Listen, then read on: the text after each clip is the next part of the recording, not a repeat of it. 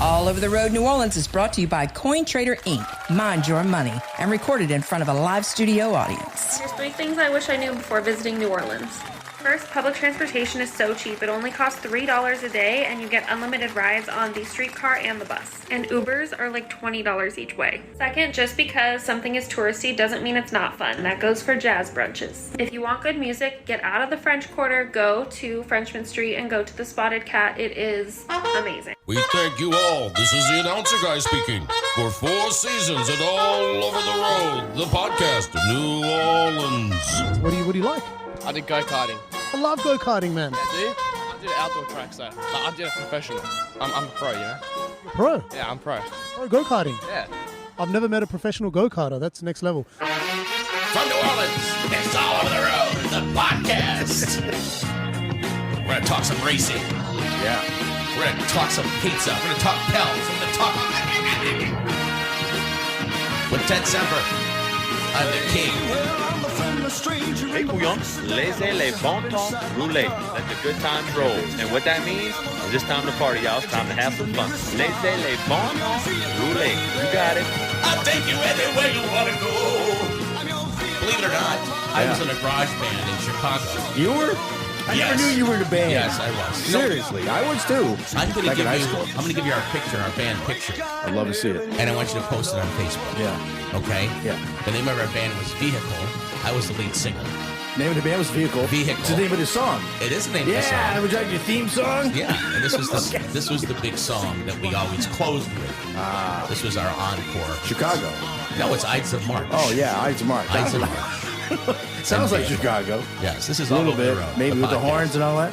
Yeah. With All Ted right, buddy. Semper, my brother in broadcasting, I'm the king of all podcasting, Victor Del Giorno, bestowed upon me by JP Power and Associates. Oh, yeah. Yes. And It's legit as it comes, baby. we have some very, don't go away, this is going to be a blockbuster show because we have a very special guest. It's my dear friend, Ron John. And Ron John is a guy that worked together with me in radio for many years. And he is now the official track announcer for Rock Cup USA kart racing, and believe it or not, we have just become the official podcast of Rock Cup USA. That's a so good thing. Thank you very much. That was quick. It's another. Yeah. I mean, look, straight to the top. we're Right the official podcast of the rugby club. We're the official. We're official everything. Man. Yeah. Yes.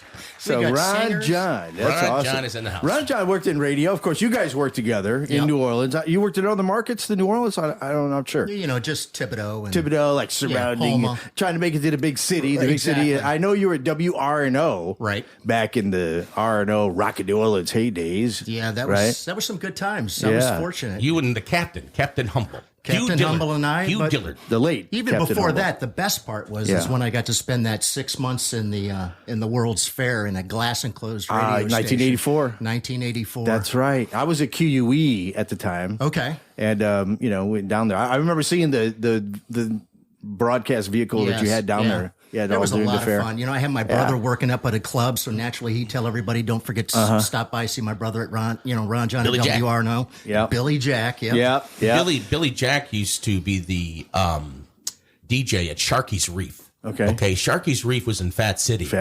And they had aquariums everywhere. And they had sharks in there. Oh, yeah. And he was the DJ. And when I was at B97, the Big Ragu, I do all these gigs over there at Sharky's Reef. And, him and I had all kinds of. Billy Jack is nuts. I mean, Billy Jack is nuts. So Billy Jack was on the radio as well, No. or just a club DJ? No, Just a club. Just Got back then, yeah. He started out as like a DJ / roller skater phenomenon in New Orleans East. Out in the East. What was that place called again? The skate Country. Skate Country. Okay. Yeah. Yeah, and he started there. You know, he's 15 years old, and he hasn't let up yet. He's still doing the DJ thing, but he's over in Houston now. Yeah. The Fat City's not really there anymore, is it? No, Technically, I mean, pretty I much actually closed lived down. in Fat City for about 2 weeks when I first came to New Orleans in '79. Oh, you got to live in Fat City. You're a young guy, single, and all that, So I got an apartment over there, and that was like, Well, do you that's not remember? me. Do you remember Act 4 Ski Lodge? The bar Act 4 Ski Lodge. I don't. I was a bouncer. Actually, I was the cooler at Act 4 Ski Lodge with the late Clint Farber. Remember Clint Farber? Oh, yeah. He died. No way. Yeah. He did. Wow. He Sorry died. to hear that. And so Clint and I, oh, jeez, I mean, you know. We all go back. I had so many beer bottles broken, people trying to stab me with beer bottles and all kinds of stuff. But Those Clint were was the always days. there. Clint always had my back. Let me And tell you. I think we all agree radio is not what it used to be. No, not even close. And it's can't say it's getting better. It's probably getting worse. I mean, I don't know. There's numerous reasons, I suppose. But So Ron and I have a well, I first met Ron. We were both juniors in high school, and we had moved. He went to Astronaut High School, which is by the Cape Canaveral in Florida, because his dad worked for NASA. Well, Astronaut High School is a big sports school. I mean, what's his name? Collinsworth. Collinsworth, Chris, went there. yep. Wilbur Marshall. Yep. A bunch of real big time football players went there. And so Ronnie, like me, his whole life uprooted in the middle of his junior year. He moved down here because his dad worked at NASA. I moved down here because my dad was in radio business. Mm-hmm. And so I was playing basketball at this little small school. I won't even mention their name because they're not worth mentioning. And they're defunct now, and for good reason. So I'm the sixth man off the bench. Okay. I really should have been starting, but the starting guard was the headmaster's son, coach's son. Oh, imagine that. Yeah. took your spot. As a matter of fact, he got suspended for one game, and I scored like 40 points against Ridgewood at Metairie Playground. But anyway, that's another story. But Ronnie used to come to the games because his girlfriend was one of our cheerleaders, and I didn't know the guy. And all of a sudden, I'm hearing it in the crowd, some guy going, "Put the kid from Chicago in. Put the kid from Chicago." Who is this guy? And afterward, I had to find out who this guy was. I had a fan. That's the first fan I ever had in my entire life. Yeah. I never had a fan before. Yeah. He was one. And we got together, and we've been, friends ever since. Wow. And he's a man that I love dearly. And he has always been a racing enthusiast. I mean, when we used to drive around in our cars when we were younger, we would pretend we were race car drivers. And I was Vic Mears, and he was Ron St. John Cock. Okay. And we're down Veterans Boulevard, wherever. Oh, we weaving out people. We draft. We get behind a car and draft. What was the place off the? Go ahead. The bridge. There was that was known to be a drag way area just off of the high rise over there. You know what street I'm talking about? It's on the side. Almonaster. That's it. Yeah. Almonaster. Yeah. Almonaster. It was always drags way It's still going on. No, races going on back there. We didn't have fast cars. No. We had slow cars. Okay. But we were driving crazy. Yeah. We were driving crazy. We really did think we were race car drivers, though. Yeah. And of course, that's always been something Ronnie's been passionate about. And finally, he had a chance to kind of tell us a little bit something about what you're doing now, Ronnie. I think it's really exciting. Well, what had happened was I had run across somebody that I hadn't seen in a while, and he said, "Hey, I heard they're building a new racetrack across the river, and I know how much you love racing." So he happened to have a name and a number. So I picked up the phone one day, gave him a call, and young lady said, "Well, you'll have to talk to somebody else." And I said, "Okay, well, let him know I'd like to come by." Gave him my number. He called me back, invited me over. We sat down and talked. Obviously, my background really wasn't in racing or anything, but I had been in the radio business. Always enjoyed racing. Grew up around it, just south of Daytona. Went to Sebring as a young man as well. And sitting there, and just as I'm getting ready to leave, the gentleman turns and says, "I've got an idea. Why don't you come start doing our kart racing, announcing our kart racing?" And I said, "I have to be honest with you. I'm really not too familiar with karting. It's been quite a long time since I've seen a go-kart." He says, "Well, can you say their name?" I said, "Yeah." He goes, "That's all they want to hear. They just want to hear their names, and then you can just kind of go from there." And fortunately, right after we had just started, we happened to have an international final. It was 365 drivers from 58 different countries around the world. And today, one of those young men that was actually at that event as a young man now races in Formula One. Wow. His name was Nicholas Latifi, and is Nicholas Latifi, still racing in Formula One. But so wasn't too familiar with karting, but I found out real quickly it is a whole lot bigger than you could ever imagine. Yeah. They show up with 18-wheelers full of go-karts. There's pit crews. Yeah, it's like Supercross with these Yeah, things. I mean, this is, you may have already said, but this is professional level. Yes. Yeah. And I were talking before we started recording it. Ron, I said, I didn't know there was professional kart racing. Did you? Yeah. Oh, yeah. You knew? Oh, yeah. Of course you did. And, of course, a lot of the... I didn't know that. Well, I know him. I mean, they usually I have had the no kart idea. racing. Like if there's a big race, there'll be a kart race, there'll be a truck race, and then the big race. And a lot of the big drivers, they like to drive in these. Like Ronnie was telling me, like a lot of the children, sons and maybe daughters too. Daughters as well. Of big time famous racers run in kart racing, like Emerson Fittipaldi. We've actually had a couple of the NASCAR guys come and actually run go-karts with us. Kevin Harvick's son, Keelan, is a really fine young racer. That's a big name. You'll definitely be seeing him in the future.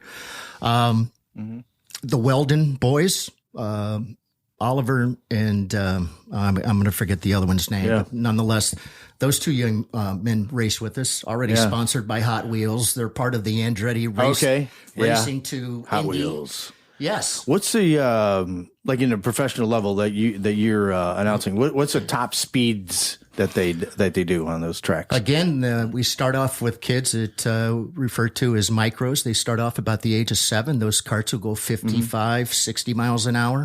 Yeah. And remember, they've never done this before. Yeah. They don't drive cars on, a regular basis. But yet, what I've been amazed by is the fact that not only do they race, but they race cleanly. They're really good with what they have done moves and made moves on drivers that you don't see some of the older kids doing. Yeah. And they actually, because of them being a little smaller, the karts being somewhat fast, believe it or not, they're only a couple of mile an hour difference between them and the older kids. Okay. Because they have to slow those karts down a whole lot more because they're obviously carrying a whole lot more speed. But it's a lot of fun. So they start off 7 and 8, and then they work their way up from there. And there's other ways for them to go racing because they'd all like to eventually become a professional racer. Yeah. Racing IMSA, racing IndyCar, racing wherever, like Formula One. Yeah. I think they'd all love to be a Formula One. And driver. So you say professional. So what would be like a cash? Where they get a cash prize to win a race? Or a lot of it has to do with just the event itself. Like for instance, we're just getting ready to kick off the 25th year of the Florida Winter Tour. Obviously, it's been around now for 25 years. It draws a big crowd. There's several big groups of karters in the country, and Rock Cup is one of them. So we'll have a big event here in 2 weeks in St. Pete. We'll be racing on a temporary circuit at the Tropicana Field where the Devil Rays play. I don't guess they call them the Devil Rays anymore. No, it's just they dropped the Devil. They dropped the Devil. I'm surprised they did. Yeah, I'm kind of surprised a couple years ago. Yeah. This world's in bed with the devil. Yeah, we'll go. Anyway, that's another show. That is another show for sure. But it's it just went from awesome. There. I get a phone call one afternoon. I'm sitting in my back porch, and a gentleman calls me up and says, "Hey, Ron, I was wondering if you were interested in coming out on the road with us." And Garrett had been the leader of the events over at NOLA, but had left and gone to work for a group down in Miami, which ended up being Rock Cup. And he was looking for somebody to come out on the road with him and do the announcing. And I said, you're the hardest working gentleman I've ever met in my life. I'll go anywhere you want me to go. So I've been doing it now. This will be my 6th year of announcing professional kart racing. And this is the stadium announcing. What you're talking about, right? Yes, in the track. In the track. A lot of times I'm one of those guys who cannot sit still. So I really don't like sitting in a booth. So you'll see me standing right alongside of the fence along with everybody else. Okay. I'm usually following along on my phone or something or my iPad. Now we have a group that actually does live karting online. Okay. And so for the Florida Winter Tour, I'll have that group working alongside of me. Who are those people? So they're called Kart Chaser. Kart Chaser. Okay. Kart Chaser. Now, does Rock Kart have a website? Yes, rockcupusa.com. Rockcupusa.com. And it's ROK cupusa.com. And give you a little idea of, what's going on. Now, you asked about Well, no, before you do that, I want you to give us a payouts. little idea what it sounds like, okay? Ron John. A little sample. nothing like putting me on. Imagine we're in the track and we're enjoying the race. Okay, let the announcer announce. And a let's lot let him of announce. times. Go ahead, give us an example. Give us an example. All right, starting on the pole, the number 24 for the first time. It's Oliver Welder. So we do things like that. It's But usually, that's I'm not one bad. of those guys. I got to be in my moment. I that's got to running too be high. there. And then you also keep up to date who's in what place, Right, I would who's in what imagine, place. and you give Talk a updates on little bit that about them, as the race goes on. Now, what's the racetrack called? It's on the West Bank. It's called NOLA Motorsports Park. NOLA. Have you ever been there, Vic? I haven't. You I've mean in never- West Wego? Yeah. Yeah. I've been Oh, there. okay. Yeah. Yeah. Actually, there was a time that if you had a car that you'd want to go race over there, You still can. You can go over there and run your own Is that car on right? the track. Yeah. Oh yeah. Yeah. They'll have, run your own night. Yeah. A lot of stuff like that. I mean, it's near the golf course, right? Yes. Right outside. Where they have the tournament. Avondale. Yeah, it's in Avondale. It's right outside. It's right there. when you get there. It's not. Yeah. I think if you go to the Ilario Center, you went too far. Right. Yeah. Turn at the Ilario Center and just follow that road on back, and it'll take you right to the open So when's gates. the kart race scheduled for? That's going to be there. Is there one scheduled for this year? Yes, that'll be a completely different group than ours, but it's another big group. Are you going to be announcing that? No, No. They have an announcer. It's actually been with them now for about 25 years. But Xander, who's kart chaser, has been one of the young men to kind of come up along with them, and he has created this kart chasing group. And so he goes out and calls the races as well. So the two of us in this particular instance will work together. So I'll do a little bit of it. He'll do a lot of it because he's young and he's got a really sharp brain. As you do get older, you can tend to forget things really quickly. Really? Yes. Yeah, I don't know I've what just started that taking is. Prevagen myself, and Okay, how's that working out? so far I've only done two days. Maybe my brother can tell you more about it. He's been impressed. It's He's a like, good- "Are you taking that Prevagen again?" I'm like, "Yeah," because I'm remembering things. Really? I don't know if it's because of the Prevagen, but Right. who knows? Yeah. Who knows, Daddy? Who knows? Now, Michael Semper is in here. Michael Semper, say hello. Hey, how you doing, everybody? In Radio Michael's. Land, Mike, I am How the you only doing, one everybody? who is not in radio here. I think that's obvious. no. That's obvious at this point. Michael is Ted's big little brother. Big He's two little Teds. brother. You've heard of Two Chain? What do you mean by that? He's, Two Chain. This is Two Ted. You've heard of Two Chain? Two Chain is a rapper. You never heard of Two Chain? Okay, so I'm not familiar with I Two have a Chain. name Are for you a around? rapper.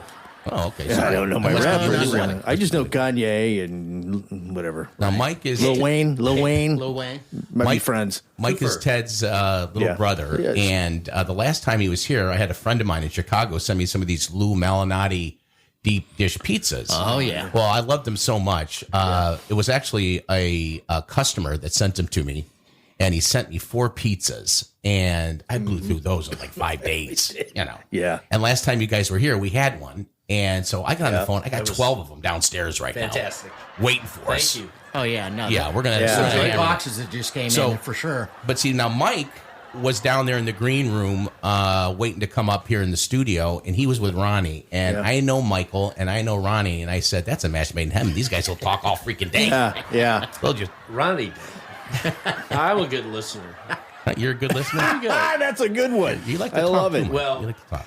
He does. But like to talk. Mike is a I guy have a that's very brother who's a admirable. little I bit like Mike a critical. lot, not just because he likes the program, because he does, and he listens do. all the time. And he shares because he cares. He shares I do because share caring it on is sharing. Facebook. Yeah, Yes, he does. I listen to it every week. There you go. Stay up on that mic so we can hear you. Okay, Okay. Mike, stay on the mic. Now, just to give you a little background on Mike, he's got a culinary background to some degree. He's an excellent caretaker. He took care of Ted's mom and dad late in their life, and he's just very good. Just the nicest guy in the world. And I'm glad you had a time to come down here and spend some time. Now, he was with us the other day, Ronnie. We went down to do our New Year's show. And we went down to the French Quarter and started interviewing people that were in town for the Sugar Oh, Bowl no kidding. or whatever. And That we must were have been on. fun. Well, listen to this. It almost wasn't fun. Yeah. That's what I'm afraid So of. we had the ice guy that was coming by the house to fix the ice machine, which is an amenity that I enjoy thoroughly. And so Martha was telling me, well, the ice guy's going to be here at 2:00. So I was supposed to be home at 2:00. Well, So it's she- like you should give him a 1:30. call. Yeah. And she's ragging on me to be home. So I go, all right, guys, let's go. So we go home. Well, we were on Bourbon between Toulouse and I think it was Like Iberville or Iberville or no. Well, where we were. we were like 2 blocks off of Canal. Okay. No, I know, but Yeah. on Bourbon Street, which Yeah, is Toulouse is right. 3 blocks. Right. All right. So we were in between whatever street that is in Toulouse, and we were doing interviews. And we left at 2:37. And 10 minutes later, No, it was 137. or 1:37, that's Yeah. right.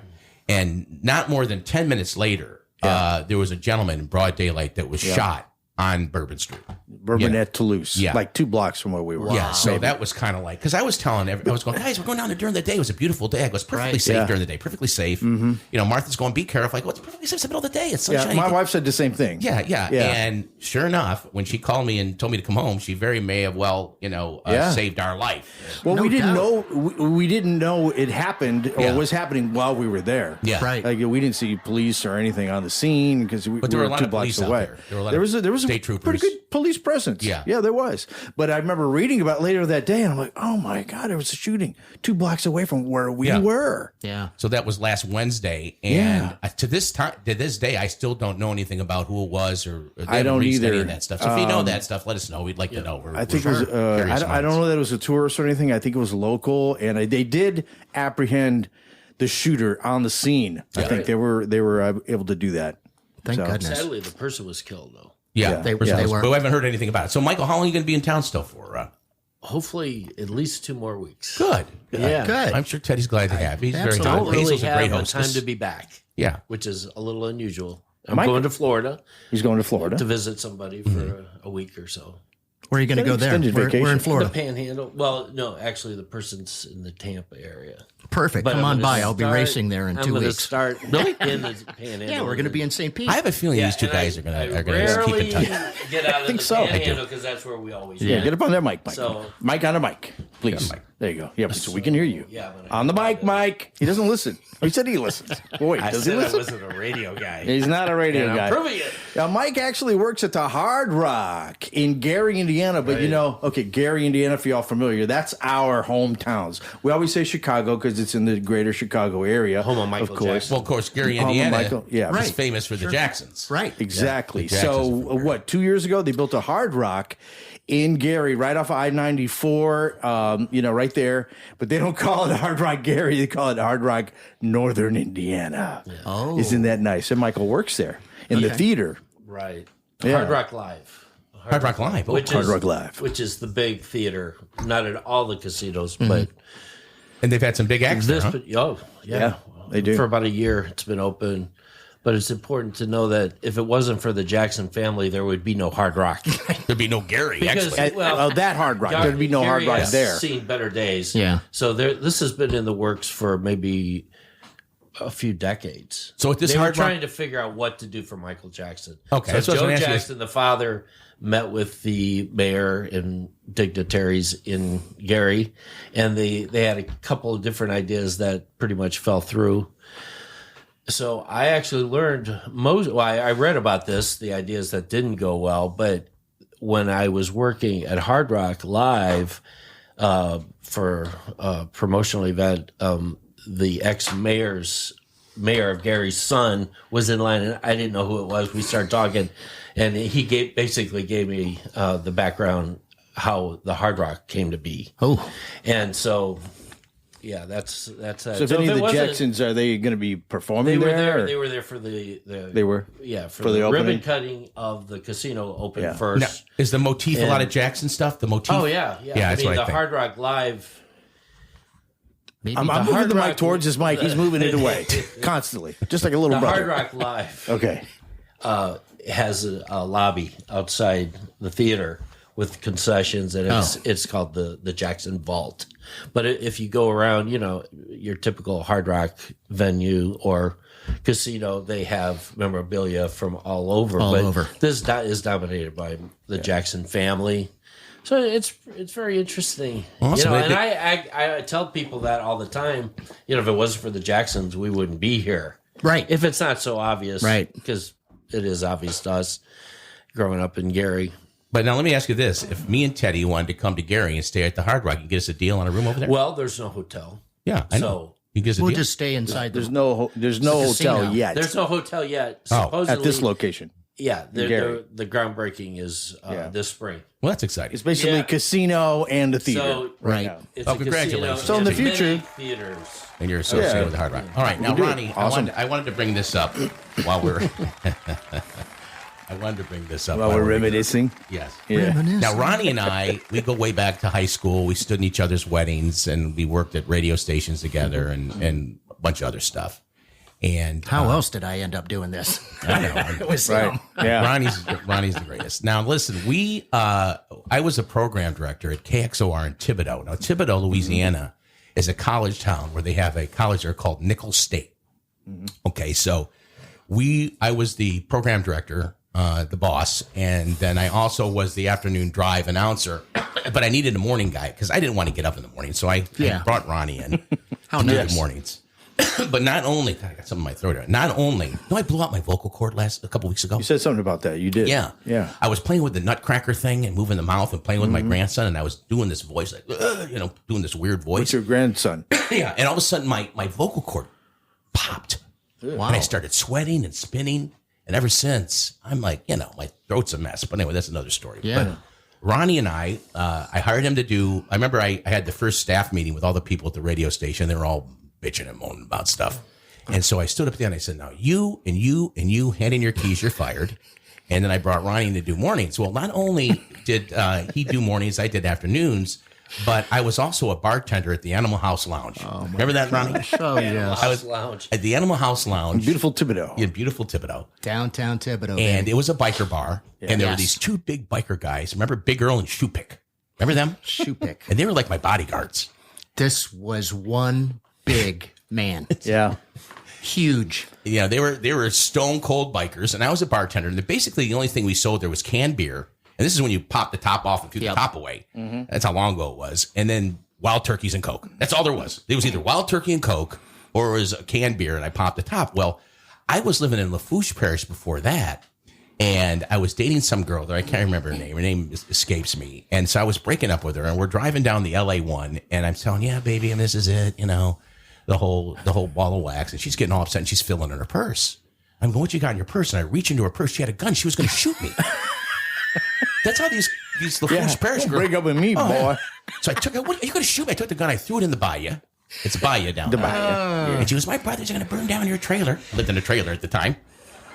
I noticed you're not talking about some of the fun things we did at that Animal House. We're not going to talk about that. Yeah. But we are going to talk about something. Okay. So I'm at the Animal House one night, and there's this like ruckus in the back of the bar. Yeah. All right. Now, when you're in Lafourche and Terrebonne, you can hear KXOR. We used to get in New Orleans. Our signal got into New Orleans. Yeah. It's 106.3. Yeah. It was the. I was PD there myself after you. But anyways. All right. And it was owned by Joe Costello, who owned WRNO at the time. Yeah. It was like the farm club for RNO. It was like the farm system. And so at the Animal House bar, here I am, and I remember I had Thanksgiving dinner one year with the owner of the Animal House bar. Can you believe it? I didn't go home. I had Thanksgiving dinner with these people. So that's called getting to know your audience intimately. We knew our audience all different ways for sure. So there's this big ruckus in the corner in the back of the bar. Mm-hmm. All right, and I mean we used to have bands like remember Halifax was one of the bands. I remember them. Yeah. Jim Angelo and Tattoo and Zebra. Was Zebra used to Zebra? Yes. What's the guy's name was in Zebra? He was good. They were good. They may still be around for all I know. Matter of fact, of all things, I just happened to hear their song on the radio today. It's like, what? Yeah. I hadn't heard it you on must have been listening to Tix or something. No. Michael Costello. Tix FM. I think it was 95.7. Okay. Well, so anyway, there's this big ruckus in the back of the bar. I'm going, what the heck's going on? What the heck's going on? And the dust clears. The people, because the place was packed every night. It was packed. And the place, the bunch of people kind of separated. And there's the chick that was going to shoot me in Lafourche with a gun in her hand. And Shoepick and Big Earl had her. And I go, she's going to shoot you, man. She's going to shoot you, shit. She was looking for you. She was looking for me. And I think, I don't know what they did with her, but I never, ever saw her again. Yeah. Probably a good thing. Let's put it that way. Very good thing. But here's the story I want to tell. I almost feel like putting on the Pink Panther for this. Should I? Sure. Because it's kind of like a story. This is a hell of a story if it's the one I'm thinking of. Yeah. No, I don't think it's the one you're thinking of. Okay. All right. All right. Probably not then. Okay. We're working at the radio station together. I don't know how this girl was associated with the radio station or if she was just a friend of somebody's. I'm not sure. Maybe she was a friend of Lou's. Remember Lou? Mm-hmm. Lou. That guy was nuts. What was his name? Lou what? Oh, geez. Anyway. Yeah, we have slept since then. The girl's name. That was 40 years ago, just about. Yeah, it was a long time. The girl's name was Tina DeSalvo. Tina DeSalvo. Remember her? Beautiful girl. Okay. Okay. Yeah. So here I am doing everything I can do to get with Tina DeSalvo. I'm saying, hey, I just want to come over and play checkers and drink lemonade. No. I couldn't get anywhere with Tina DeSalvo. Anywhere with her, huh? Nowhere with Tina DeSalvo. Well, Ronnie has a tendency to be a sneaky little, what? Yeah, he's sneaky. You gotta watch him. Sneaky. And so I go over. I said, well, I don't know. I said, I'm just going to bop in on her one night and just, hey, don't give her a choice. I mean, just knock on her door. Hey, here I am. Get the checkers out. Here we go. I go in there. She answers the door, and she's like, not wanting to open the door. And I'm going, what's the deal? Hey, can I come in? Oh, no, you can't come in. And I look through the crack. She was a little tied up. And guess who's in her apartment? Uh-oh. Ronnie. Ronnie. Guilty. Sneaky Ron. Guilty. Met her at the bar. Had a couple beers, played a little pool. Yeah. Hit her, at a couple of little these, a little those. And yeah. Next thing you know, how do you like that? Look at that. All the time you were trying to get with her. He was already with her. He knows I'm chasing her. Probably going. He knows I'm chasing her. The whole time, Ted. And you were his boss at the time, right? He was doing everything. Yeah, I was his boss. Yeah. But he did a good job. I mean, it was a great time. It was so much fun. And this was before my conversion to Christianity and Jesus Christ. Let's make that clear. That changed my life. Yes. Right. But Amen. there are so many stories. Yes. So many wacky freaking stories. Yes, Down on the bayou. We definitely had a few, and those biker guys, it was always they loved me. Crazy when we would go down there to their bar because we were so far away from where they were, if you will, right? But they always had, wet T-shirt night on Thursday nights. Okay. Yeah. And they couldn't ask for a better person to go out there and attend than us. All right, that's enough of that. So that's enough of that. That was always fun. But I was going to say the one thing, Ted, is they always let us know ahead of time who was going to win. That's right. Yeah, exactly. That's true. The biker guys would go, now she's going to win tonight. Now here's Betty. She's going to win tonight. Yeah, okay. All right, we got you. Oh, wow. But it was always a good time. The bikers always took good care of us. They did. They would protect us. They would. They needed to protect us. Hey, if they liked you, they were best friends. They listened to the station. Well, when I got there, it was kind of like a contemporary station, and I changed the whole image of it, and I called it the Bayou's Best Rock, and we were playing rock, man. We were playing, Molly Hatchet in the morning. Rock that really rocks. I was going to say, and that was basically the reason why it started to get a little upset in the city was the little radio station down in Thibodaux was really doing well. Oh, yeah. And, shoot, we'd go and sit in the mayor's office and talk with him. Because remember when he put the moratorium on rock concerts there? Oh, really? It was like, we fixed that. We're the rock station. That was it's a college town. For the people. For the people. All right, and I will say this, and we won't go into detail, but Ronnie, there was a time when Ronnie lived in this apartment. We used to have these big barbecues, and across the hallway or the corridor of this condo or double triplex, whatever, there was a guy and his girlfriend. Well, I needed a night guy to do overnights, and so I hired this guy that was he was like fried. This guy was fried. His brain was fried, so I put him on overnights, midnight to 6, and I called him Cosmic Joe. This is how the guy sounded. This is Cosmic Joe. Oh, I'll play a little Zappa, and I'd let him play. I say, play whatever you want. Play whatever you want. Midnight to 6. There's no playlist. Play whatever you want. Yeah. And so he was on midnight to 6, and that was a good opportunity for him and a great opportunity for me as well. Yeah, that's all I can say. Yeah, you figure it out. Yeah, you figure it out. We got you. Oh, yeah. Wow. You figure it out. Okay. You could always turn on the radio at night, know where Victor was if Cosmic Joe was on. Right, that's enough.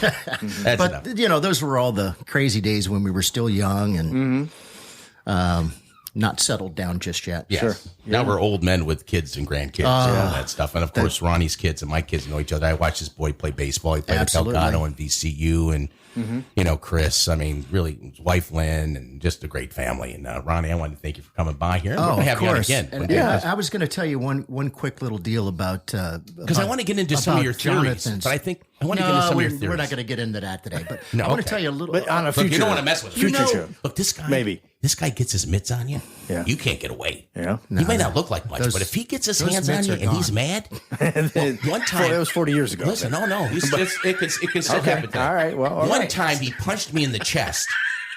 He punched me. No, I never Yeah, did you that. did. Yeah, you Did did. That was one time. He punched me right. And I was his boss then, too. He punches me in the chest. All right. And then one night, I was working for WSHO. I loved you. Remember WSHO? Sure. I worked there, too. Yeah. Oh, my gosh. Well, really? That's how I got saved, because WSHO went from like a pop thing to Christian, and they fired everybody but me. And that's how I learned the gospel, is working for some Christian radio station. And then he got blessed by a beautiful young woman coming into his life who was also a great Christian. Yep. And nobody's got it better than me, baby. Oh, man. What's going on, man? Nobody's got it. Are you kidding me? And so, but let me finish this story. So, when it was pop, it really wasn't pop. It was called Music of Your Life, or they called it show MOR tunes or something. MOR. And remember Michael Lee was working. Remember Michael Lee? He worked with me. He worked at WNOE. Really nice guy, big guy. Yeah. And so I'm working there, and so one night they had this event at the Jefferson Orleans, which was a dinner dance thing. It was called a dinner dancing party. So you go and you have dinner, and there's all this dancing, kind of like old school stuff. And we had a traffic girl named Darlene Jetner, who's passed away. Who's a sweet gal. Remember her? Remember Darlene? Yes. Okay. She's passed away. Wow, Yeah, she passed away a long time ago. It's been 20 years. It's been a while now. So she passes away. Well, Ronnie and I are taking turns dancing with this girl. She was a nice girl, attractive girl. We're dancing with her. Well, once again, Ronnie, me and Ronnie are competing for a girl. And, I don't know. I don't know what happened that night, but Ronnie got upset with me because he wanted the girl. And I told him, hey, take the girl. I don't want the darn girl. Take her. But, and I think I got a little more than upset. Yeah, he had a little much to drink. He had a lot to drink. He hasn't had a drink in 25 years, but he had a little something to drink that night. He's been sober 25 years. Oh, my goodness. And he decided that he was going to beat the crap out of me.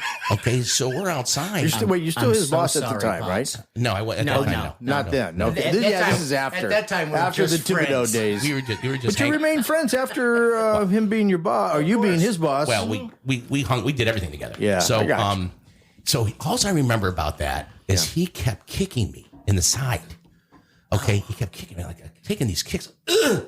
I'm wincing, taking these side kicks, and I'm like, I think I was wearing boots that night, too. He was kicking the crap, and I kept going, Ronnie, I'm not going to fight you. I'm not going to fight you. I mean, I barely escaped that night with my life. Yeah. Telling you. So you don't want me to get his mitts on you. Yeah. But he's a wonderful man. I love him dearly. Yeah. I haven't seen him as much lately as I would like to. I haven't seen him probably, I said 20, maybe not 20 years, but it's been a while. It's been a while. And we never really worked together, but of course we all knew each other through Vic. Yeah, and absolutely. Through radio. And I know you guys had worked together in Amarillo, I guess. Amarillo, was really and where here you at got B97, together. Q, or right. whatever. Yep. But I was going to tell you that quick little story about my son Jonathan and his baseball career real quick. Mm-hmm.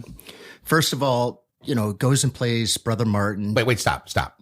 Before you go any further, he played for Joe Sherman. Remember Joe Sherman? Who's been on the show. Who's been on our show. Yeah. We made our Great guy, we made our great baseball coach. predictions, and Teddy picked the Guardians. Congratulations. Would you play? Is this you talking about the coach now or his dad?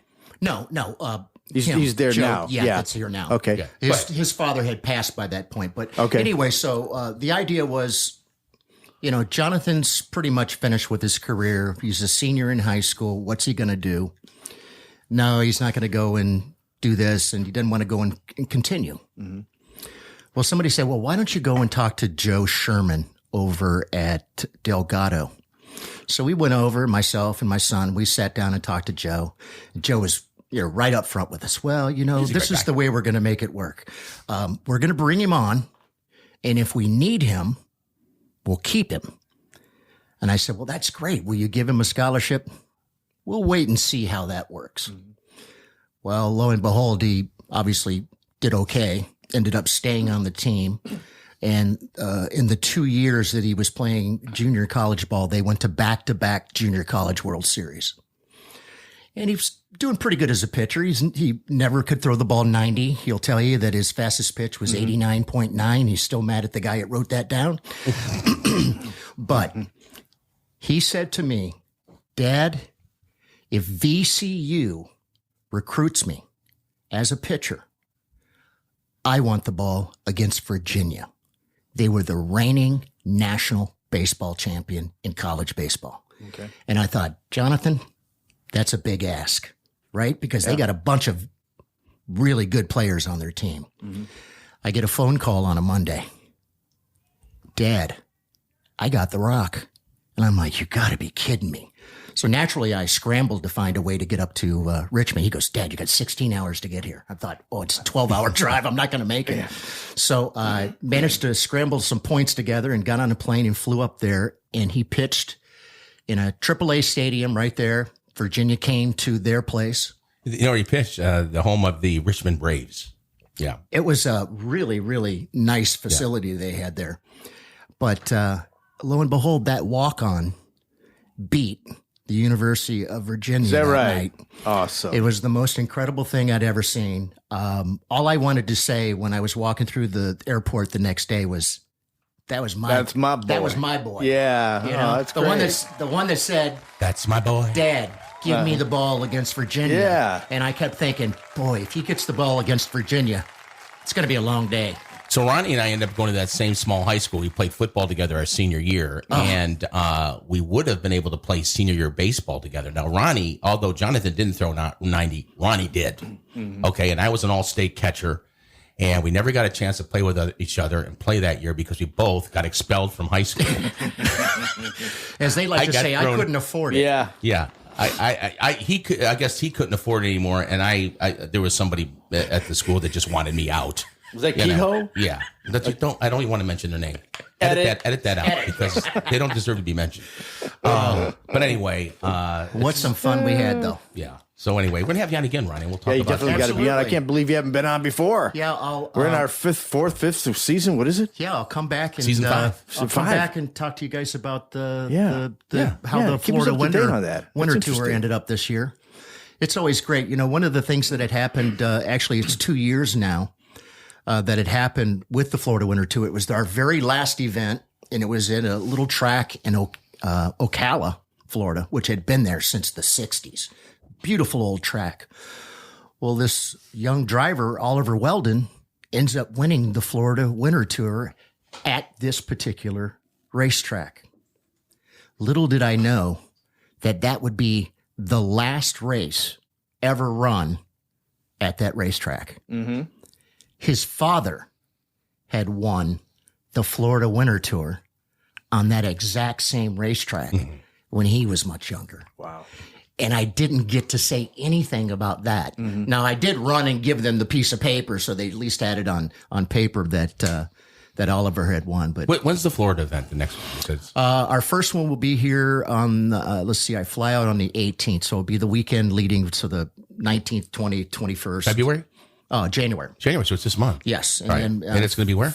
In St. Petersburg at the Tropicana Field. Okay, well, I'll be there. Yeah, come on down. See you there. Come on down. I'm going to definitely do that. And then after that, February, we'll be in Loxahatchee, Florida at the PK Entertainment Facility. It's Nelson PK was actually a Formula One driver years ago. Mm-hmm. He's got a facility down there. And then we'll finish up in Orlando in March.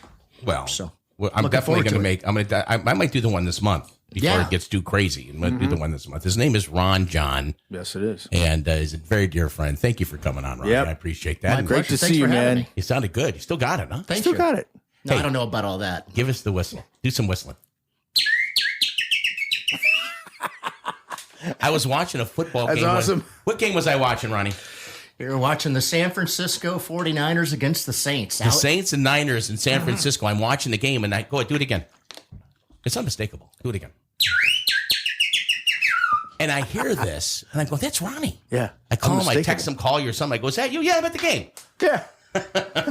All they kept calling me was the Birdman. Somebody shoot the Birdman. The Birdman. Well, I want to. These are two of my closest friends. This couldn't have been it. This is a dream come true. Having both Petty and Ronnie in here, it's been a dream come true. I want to thank Michael Semper for being here, and I want to thank the people at Gold Belly for sending me my Lou Malnati's pizzas that are downstairs. Are you ready? I'm ready. Are you ready? Ready. The pizza? Looking forward. All right, we'll see you next time. Next show, we're going to be talking to Derek from HGTV's Selling the Big Easy, and we're working on a property deal that we're going to talk about. Okay. We're also going to call Nick. He's working on my veneers. That's on the next Oliver Road podcast. Thank you all. God bless you. Share the show because sharing is caring.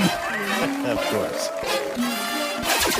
I'm up at Coin Trader Studios, we're bringing it live. And who am I? I go by the name of Darkest Night. And Jada Hoyos is the one who brings a sick beat, to which we're getting pumped. topics this week. So let me grab my great soda and take a sip while I turn it over to Katie, Nick, Ted, and Vic. It's all over. We're all over the road. We got a brand new show, so just lo and behold, from the bayou to the city to the burbs to the swamps, you better know what time it is when you're hearing that.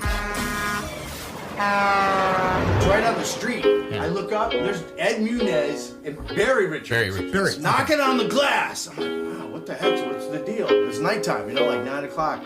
Somebody's on the air on the AM station. I'm like, crap. It was Michael.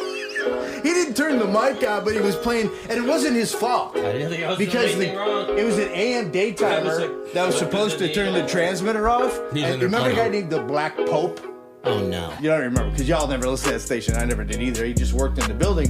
He left the transmitter on. Wow. And we didn't know. And Michael's in there playing albums. And so, and I was thinking, why are you guys listening to your station when it's supposed to be off the air? It was a Munez station at the time. Yeah, Ed Munez and Barry Richards was the PD. Whale turned into magic. He sold it to whoever, you know. Well, there's a magic in every freaking city, isn't there? Yeah, exactly. Okay. So, follow me. All right. Here we go. Always. You stopped the recording just so I know? I stopped it. And so it's a new cut?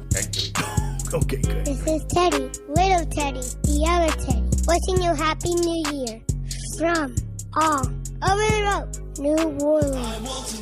The All Over the Road listener comment line. Say whatever you want. 24 hours a day. Tell a story. Give your opinion. You'll be on the next podcast. So go ahead. Don't be shy. Call 504-603-6753. Hey, this is William Wallace, my show, William Wallace for America. Thank you so much for tuning in to my show, where I'm always looking for things to unite America and solutions that we can all agree on to help preserve the great country we live in. And when I'm not doing that, I'm listening to the All Over the Road podcast. And remember, sharing their podcast and my podcast is caring. We thank you all. This is the announcer guy speaking. For 4 seasons at All Over the Road, the podcast, New Orleans. All Over the Road New Orleans is brought to you by CoinTrader Inc. For real-time prices on gold, silver, palladium, and platinum 24/7, go to goldpricesnow.com. That's goldpricesnow.com.